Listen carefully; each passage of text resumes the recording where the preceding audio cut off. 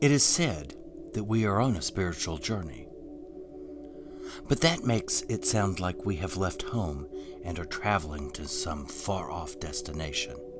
Yet, we are not on a journey at all, for the only journey we really experience is the one from our heads to our hearts. Follow the blue butterfly to discover how this journey unfolds. Welcome to a Return to Oneness, Lessons in Awakening. My name is Eddie, and I help people open their hearts. This is the series 5 to Thrive. This video is titled, Peace is the Summit. Peace is the summit of any spiritual journey. As such, there is only one question that ever needs to be asked. What is that question? It is, am I at peace? At first glance, to answer the question appears to be one that requires us to make a judgment. Yet, we are but asked to answer honestly.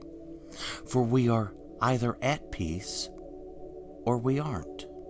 There is no such thing as being partially peaceful.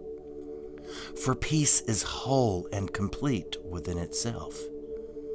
It cannot be partial. We cannot be partially peaceful. Again, we are either peaceful or we aren't. Does peace have an opposite? Some would say yes. Conflict is the opposite of peace.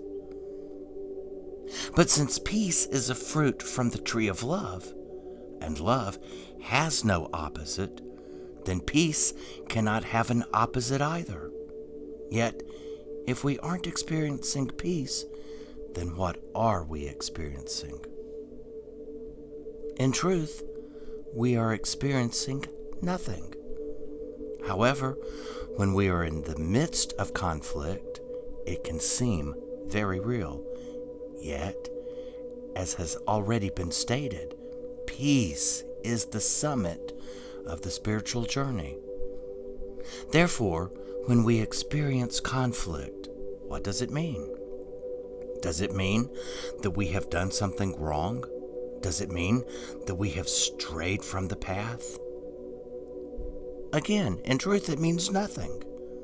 However, the ego will of course immediately ask us to judge ourselves as having done something wrong.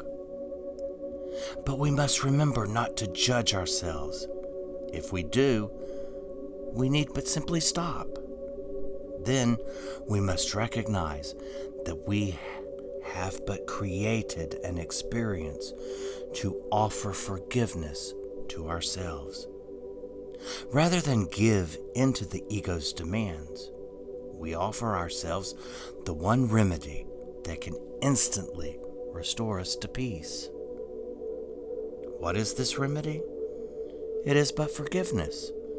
Rather than becoming upset, we simply change our perspective. Where once we might have become further conflicted, we now look upon the experience with gratitude. Remember, the experience itself is neutral. It is only our interpretation of it that creates conflict. Therefore, once we withdraw our interpretation of the experience, we will recognize its neutrality. Then we can look at the experience with true thanksgiving.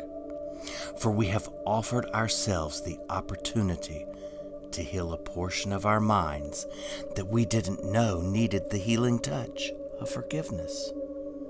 This allows the mind to return to oneness and unity. Rather than judge ourselves for having failed, we can instead be grateful, for we hold the very key within our hands that will return us to peace. Today, let us not be afraid of failure, for we know we are being guided and directed along the path by the one who knows how to get us home. Therefore, let's be grateful for every experience, for each one has been laid before us by God Himself, who but knows that we have responded to His call. Give Him thanks, for God has willed that we be with Him. Trust Him implicitly. God cannot fail. Therefore, neither can we. Thank you for watching and listening to this video. Remember, you are loved, and you are that love. If you enjoyed this video and would like to hear more, then please consider hitting the like and subscribe buttons below.